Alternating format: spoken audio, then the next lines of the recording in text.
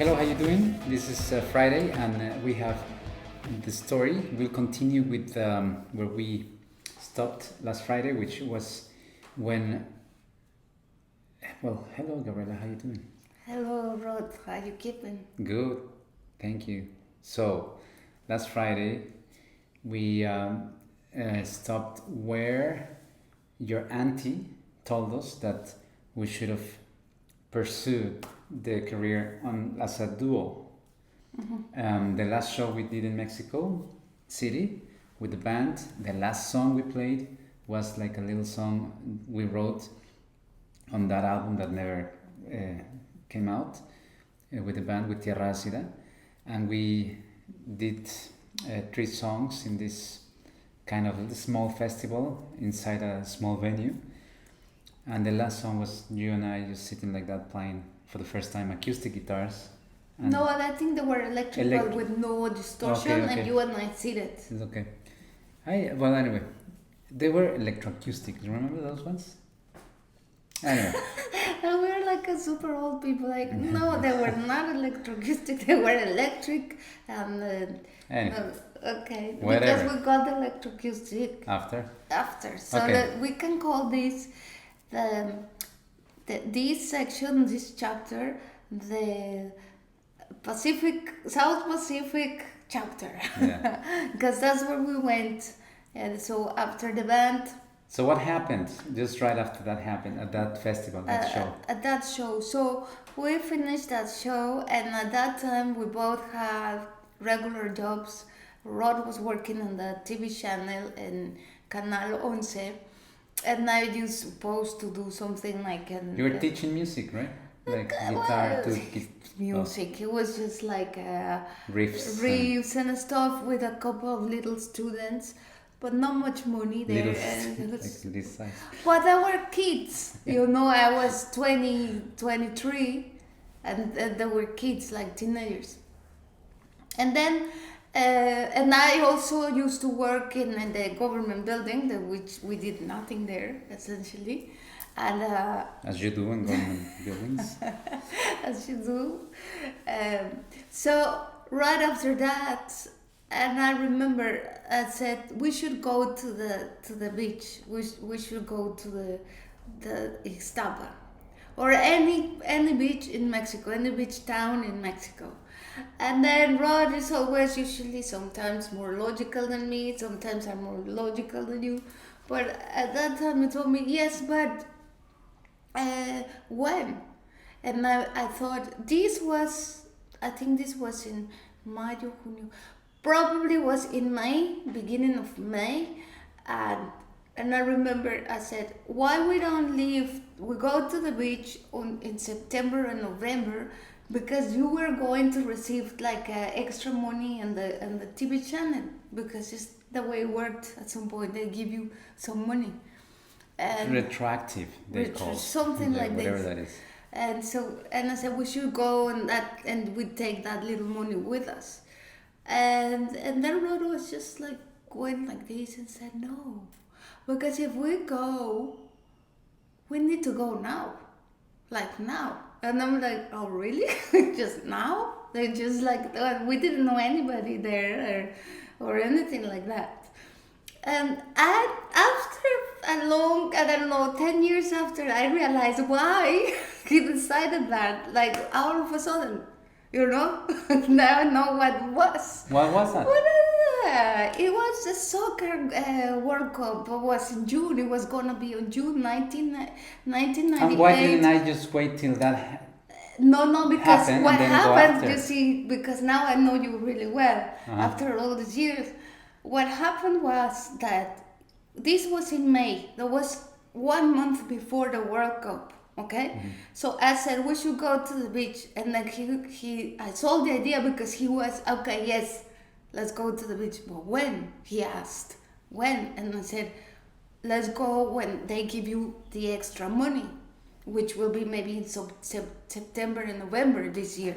And he was like, no, I think we should go now, because World Cup, usually all the games in Mexico happen in the morning time, which means Rod was gonna be on the work on the TV channel, Okay. but he didn't say anything. He just kept quiet.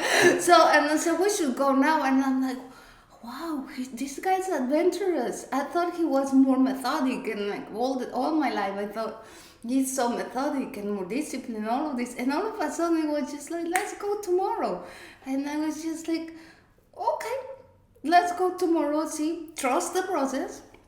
Which at that time we didn't adopt that sort of mantra, but I already got it. Yeah. So I was like, oh, we'll solve it. We'll do something. We play guitar. Because that's what we wanted to do, play guitar. And at that point, with all our dreams about become a superstar, rock star, and all of those, they were gone for the good. Because we were like free of all those pressions we put in ourselves. We were like, we can be happy, we can play music, and we can be on the beach, and we can just be, you know, we don't need to strive for becoming famous or anything that is completely That out of sounds like reach. a good plan for now as well. It does all absolutely. the time. So, but this guy wanted to Okay, question. question. What happened? Because I think it's important for those who want to leave and start the adventure. What happened, or how did we manage to move from Mexico City to Ixtapa, Zihuatanejo, which is on the Pacific side of the country, which is a beautiful town, kind of for surfers as well, like a paradise for surfers. What happened in those days? Probably 10 days. I remember I quit my job. We sold the electric guitars. We did. Right. And the Marshalls. And the Marshall Marshalls, amplifiers. And we just took two electroacoustic guitars. Let me see. Yes, we Yeah. exchanged them for the electric guitars. We exchanged them in Mexico City City We Center. traded them for- We traded them for electroacoustic steel string guitars. Those Ovation with holes here. They Remember? were not Ovation. They were Oh no. No, they They just were like Pablito. patito, What's the other brand? Applause. Epiphone Applause, or right? Epiphone. Applause. I think Applause is from Ovation, right? I think so. Yeah. So a cheap version of Ovation, and it was lighter to try with these two electroacoustics than with amplifiers and all that. So we sold the gear. We got these two in matter of days, Oh yes. right? We moved fast because Yeah. we had decided. So everybody asked us, "Hey, but what's going on? Rod the had a good job. I had a job, which in Mexico City is quite like you need a job, and a lot of people don't have a job. So everybody was like, "What the hell are you doing?" I was like, "Oh, we got an invitation to do music for a program that is about nature, like kind of National Geographic." And nobody believed us. But we just kept going with the same. So we got this great offer to go to live on the beach, and so we bought tickets for the bus because we no money to buy plane tickets. But why did we lie? Because we lie. Well, Because we're young and because it usually our moms were worried. Of course, family was super worried, and also everybody will give you advice like how stupid thing to do. So we were just not gonna. I was not going to hear how stupid that idea was, because for me it was a great idea, even if it was just, even if it was going to work for 1 month, you know. Yeah. For me, it was just like, oh yes, focus. Let's just break the rules and do. Just we went to completely break the scheme of things, and let's go. And so that's what we did. We traveled overnight in a bus overnight. 9 and I hours. remember your brothers came to say goodbye on the station. You know, they were both brothers, Edgardo and Gabriel.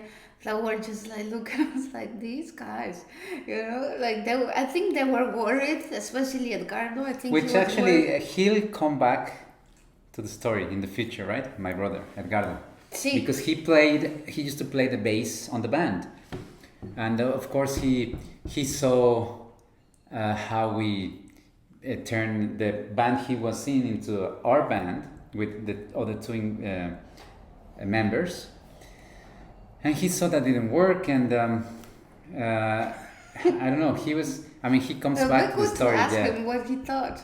Probably he thought these guys are crazy. They don't know still what they thinks do. that. Yeah, he still Of thinks course. that. Absolutely. And we think he's super crazy. So they said they came and said goodbye to us. They help us taking our stuff. And then I remember Rod was like super worried about the TV. I said, Edgardo, you need to send me the TV. And it was because of the World Cup, but I wasn't thinking about that. I was thinking like, oh, we need to start playing some of like nice jazzy stuff and something like it's gonna be ear friendly, but also something that it will make us grow musically speaking, something that pushed our boundaries out of the music we used to play, which was rock and metal music, and step into what we already were jamming at home, not with the band, but just jamming like bits and pieces, blues or stuff like this. So I was thinking on those terms, and Rod was thinking of his TV. Please, Edgardo, send me my TV because that was your whole plan all along. So we arrived into Ixtapa at maybe 6, 7 a.m. Yes. And we said, we are not going to spend money. We're going to keep the money, something like this, But right? did you And they notice that we did the had same? Yeah. But we we- had to go to a hotel. But we had to because we, all of the other places, we didn't know anybody here. And no hostels here. It's not like we were in Italy or whatever. Yeah, So it's but like whether you go to a hotel, like a super cheap we hotel. were not very good at looking at going searching for apartments or rooms or go to Cihuatanejo to get a cheap room, that would be the normal thing to do, like two students or faking somebody like this would go and get like a cheap little room. But no, we went to a hotel No, here we in didn't want Ixtapa to at go the to resort. Cihuatanejo, and we were tired of being walking under the sun of Cihuatanejo and Ixtapa, which is Super crazy. hot, yeah. And so we were just get inside the cash machine, a little place, because it was air conditioned, stay there for, and then go out, and then we were just like, hey, it's so hot. So at some point we said, you know what, fake it. Let's just get into a hotel, like a nice hotel. It was a nice hotel. Well, for us, for 22-year-olds. With a nice swimming pool. Yeah, it was like one of these hotels here at the resort, still around. So this, But, I think I think this was Monday. When we checked in, was Monday. We checked in We into spent this. 3 days there, I think. Oh, that's right. Yeah. That's right. So But then we had probably to it was find, Friday, because it was expensive. Saturday, Sunday. So we were playing and swimming and laughing. remember It's like, the what the first hell are time- we doing here? We're It was supposed to like be Tuesday nighttime, and we were, because it was low season here, Mm-hmm. so no people in Ixtapa or Siwa. So we're very like lonely at the hotel, and we're like 8 p.m. nighttime in the swimming pool on Tuesday night. It was like, what are we doing here? But we're so happy. So we were Right? so Like, happy and liberated. Yeah. But then Freedom. we said, okay, Ned, we need to get a place. And I remember at that time I said, okay, we need to go and walk and find like apartments to ask if something is on for rent. And I remember I said to myself, I'm gonna find it. This place is gonna find me, and it's gonna be fast, and it's gonna be. We're not gonna walk in under the sun. That's for sure.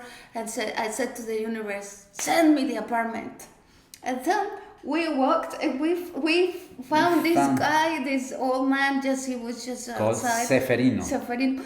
And he was in the garden. It was behind him were like buildings, apartments, and we asked, It's do like you a have- keeper, right? Yeah, I said, do you have any apartment for rent? This was the first person we asked. And he said, yes, come on in. So we walked in, and then we just we were there, so we rent the apartment. So no bed. It says this is truth. So we See, no bed, no no fridge, bed, no nothing. It was empty. no air conditioner, No air but it conditioner. was an apartment. And that's where the search for Rod's TV started. Was just ringing Edgardo all the time until Edgardo sent the TV, and then you were set up for the World Cup. And I remember I said, no, now we need to start playing and go to the hotels, blah, blah. And then I looked at Rod, and he was just not paying attention. He was just connecting the TV, and I said, he looked at me and said, look, the World Cup is going to start, and I'm not going to do anything until the World Cup finished.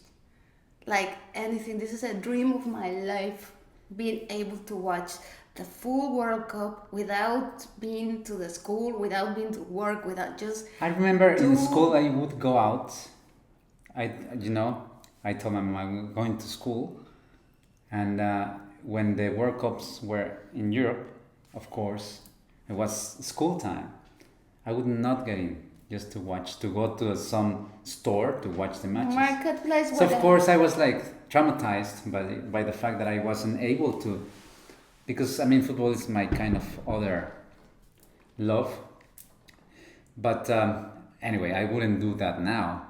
So I was young, but and then you two were very insisting. Like, look, this is the game. This is the way it works. I knew kind of about football because of you. You told me. I got into because it was the World Cup and it was all this country. It was, I think, the first time I saw it properly, and we saw every single match, every single comment program, every single other match. I was just all day watching telly, not playing. It was for the whole month of June, not playing. It was just like this, and we spent all the money. That's what I do remember that in the afternoons, I think we were playing. A little bit. But no, we really didn't. But we weren't looking for anything because it was low season. The hotels weren't hiring any musicians. Like, I mean, we kind of... Yes, it was like a holiday. It was bit. A holiday, It was a but I forced felt holiday. guilty because we're supposed to do. But also, the World Cup was in France '98, Yeah. and I remember there was a lot of programs about France, not just football. Just when the matches were finished, the way they do it. So for me it was like, oh, I wanna go there. I want to go there. I want to be able. So I got so inspired to see all of these other profiles they were portraying on TV at that time about France and the wines and all of it. So it was just like a magical thing. We were so soaked in by the TV on that month. Yes. And then when the World Cup finished, it was like a wake up to reality. What are we going to do? How are we going to pay this rent? How are we going to make a living? Because we had no money and no job. And we stopped there. And that's, yeah. So, yes. See you next chapter. See you next Friday. Just the last bit. This is a question for you. Did you remember... well, you do remember the first hotel we played in, but well, we'll talk about it next week because I'm a little bit confused about some dates. Anyway, so every Friday we have a story here. And mientras tanto, hugs, kisses. Adios, and see you next week. Ciao, ciao.